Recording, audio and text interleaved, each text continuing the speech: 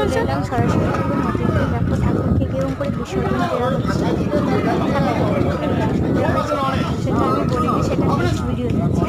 তো এইখানটায় দেখবে যে তোমরা ঠাকুরটা কেমন দেখতে হয়েছে এবং অন্যান্য আমার সিঁড়ি নামিয়েছিল ওইটুকুই।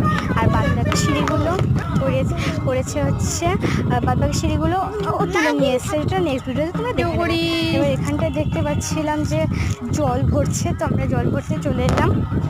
সবার জল ভরা হয়ে গেছিলো, তো আমি একটা ছোট্ট করে একটা ব্লগ করে নিলাম।